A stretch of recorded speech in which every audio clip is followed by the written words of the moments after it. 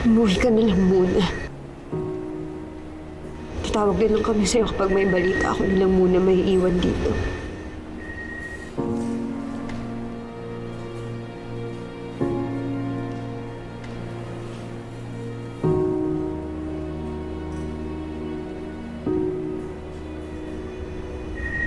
Han?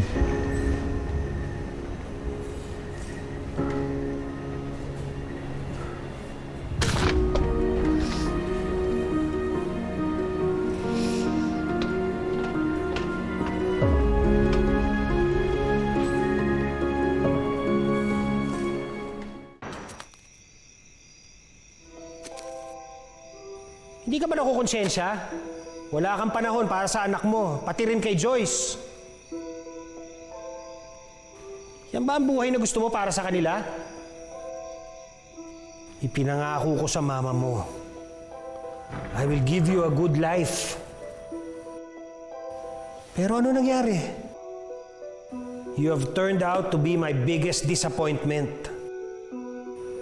Hindi ako mapapatawad ng mama mo.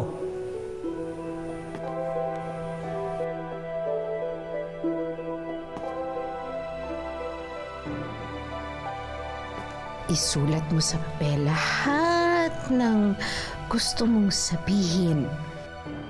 Tapos malalaman ko na kung ano ang laman ng puso mo.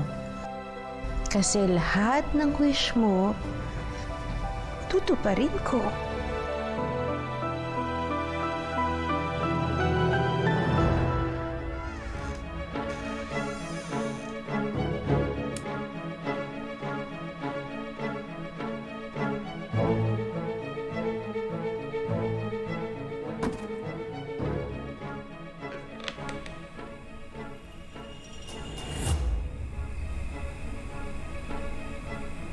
Dear Ma, it's me.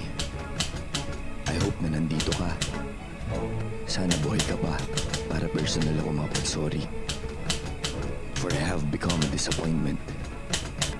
Kung nakikita mo ko ngayon, nahihiya ako para sa sarili ko. At mahihiya akong humarap sa'yo. Sinubukan ko naman promise.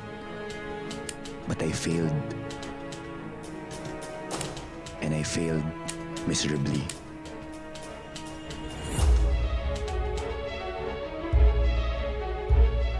My son is suffering because of me. Dahil sa mga pagkukulang ko bilang ama. Worse, sinaktan ko ang taong mahal ko. Hindi ko na panindigan ang maging mabuting asawa sa kanya. Hindi ko na panindigan na bigyan sila ng magandang buhay. Tama si Dad. Hindi na dapat ako naging parte ng buhay ni Joyce at ng anak ko. Hindi ko na dapat sila nadamay sa kahinaan ko para hindi sila ngayon nahihirapan dahil sa mga failures ko. Kung mabubura ko lang ang nakalipas, kung maibabalik ko lang ang panahon, sana maging masaya na lang si Joyce. Kung pwede kong isulat muli ang aking kwento, hindi ko na sana siya sinundan. Hindi na dapat ako dumating sa buhay niya. Hindi na sana ako nang damay pa ng iba.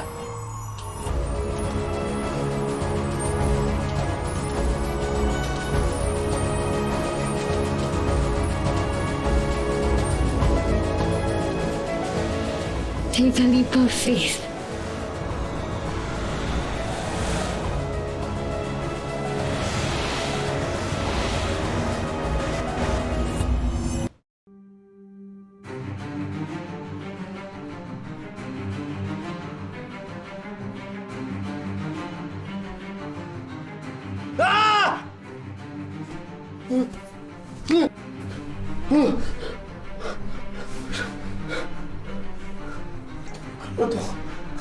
Saan ako?